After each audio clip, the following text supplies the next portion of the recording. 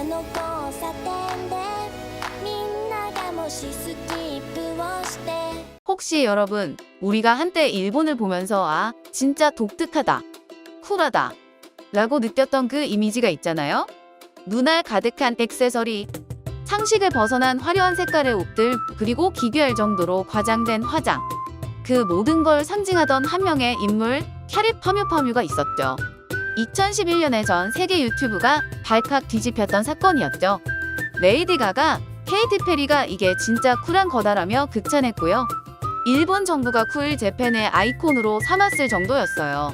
이 충격적인 비주얼을 기획하고 만들어낸 회사가 있습니다. 바로 오늘 이야기의 주인공, 아소비 시스템이었습니다. 이 회사는 좀 독특했어요.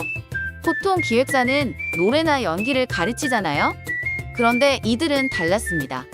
오직 패션과 거리 문화만으로 일본 엔터계의 왕좌에 올랐던 곳이었거든요.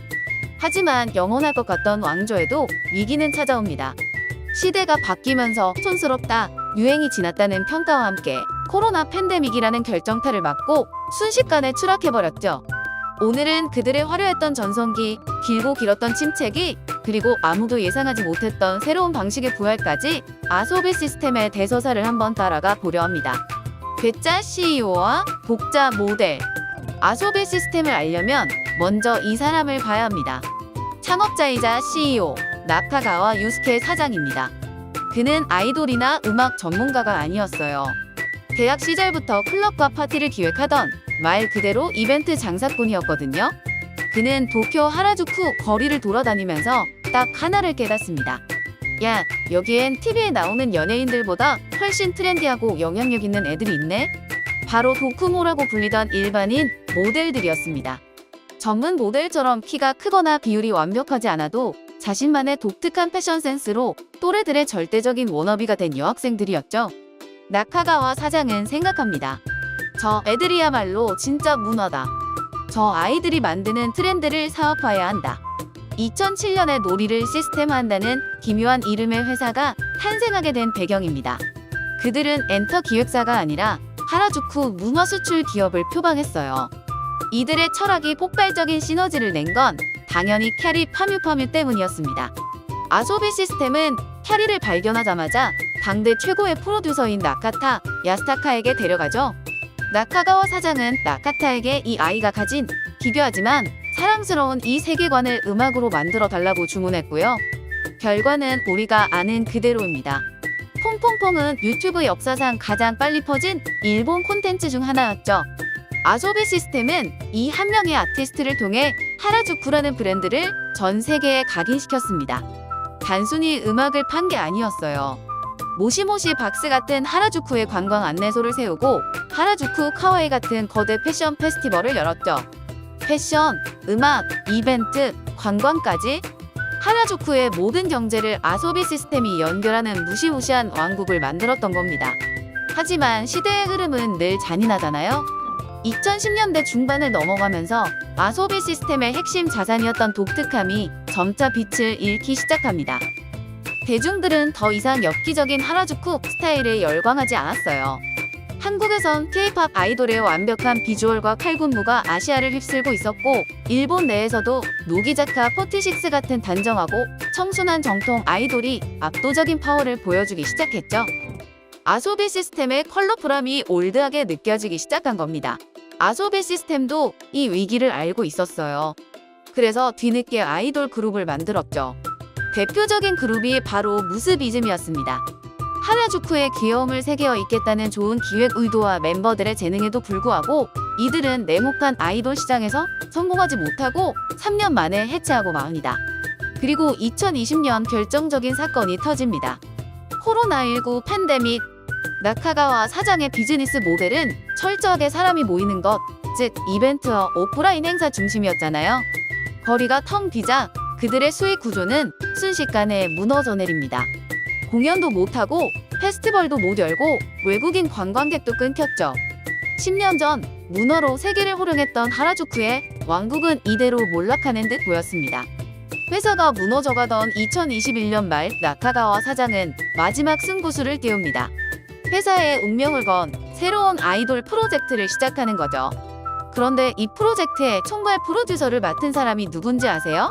바로 아까 말씀드렸던 아소비 시스템의 아이돌 그룹 무스비즘의 리더로 활동하다가 실패하고 은퇴했던 전직 아이돌 키무라 미사였습니다.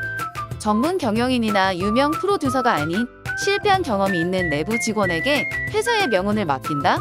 이건 도박이나 다름없었죠.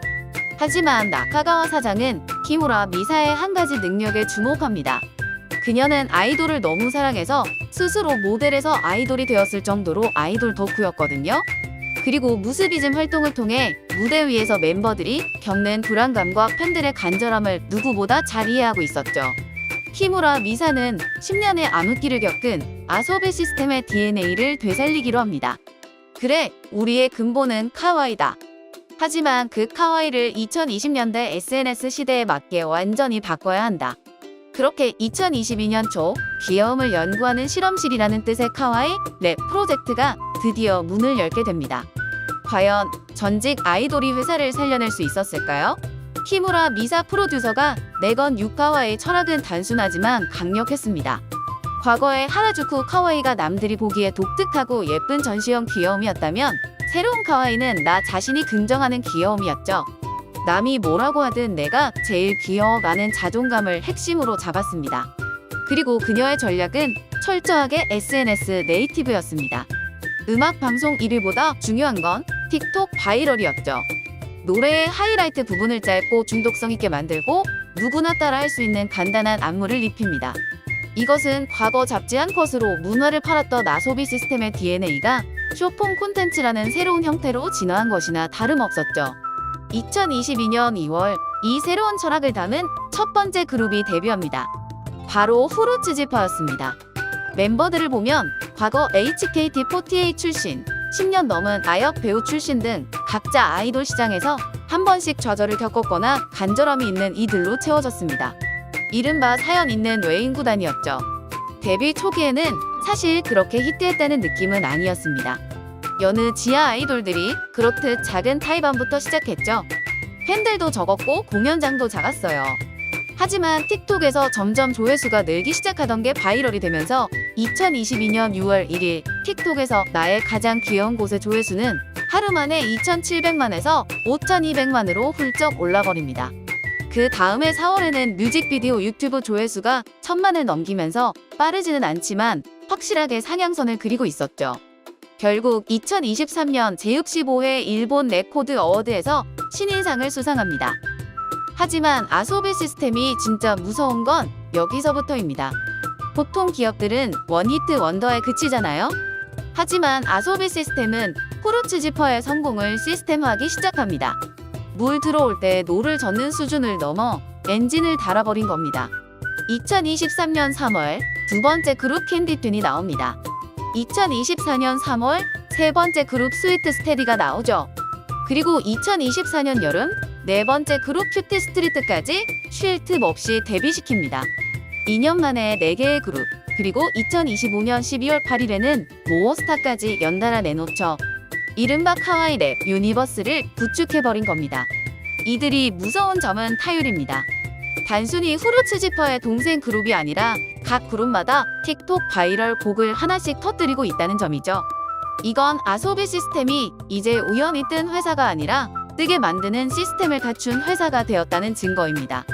과거 하라주쿠 패션으로 시각적 문화를 팔았다면 이제는 SNS 바이럴 코드를 통해 공감형 콘텐츠를 대량 생산하는 시스템을 구축한 겁니다. 2025년이 저물어가는 지금 아소비 시스템은 다시 한번 일본 엔터계의 정점에 섰습니다. 10년 전 그들이 잃어버렸던 것은 문화적 유행이었습니다. 하지만 그들이 잃지 않고 지켜냈던 것은 자신들의 근본이었죠. 남의 것을 좇는 것이 아니라 하라주쿠에서 세계로라는 오리지널리티를 시대의 변화에 맞게 쇼폼 플랫폼으로 재해석하는 데 성공한 겁니다. 실패한 아이돌에게서 회사의 미래를 발견하고 가장 잘했던 카와이라는 본업에 집중하되 판매 채널을 과감하게 바꾼 거죠. 가장 일본적이면서도 가장 현대적인 성공 신화. 아소비 시스템이 이 시대의 기업들에게 던지는 메시지는 명확한 것 같습니다. 뿌리는 흔들리지 않되 언제든 완전히 새로운 방법으로 진화하라. 지금까지 왕조를 다시 세운 기업 아소비 시스템과 카와이 랩의 이야기였습니다. 제이돌 스토리는 일본 아이돌에 대해 이야기합니다. 궁금한 아이돌 그룹이나 멤버, 기획사가 있다면 댓글로 알려주세요.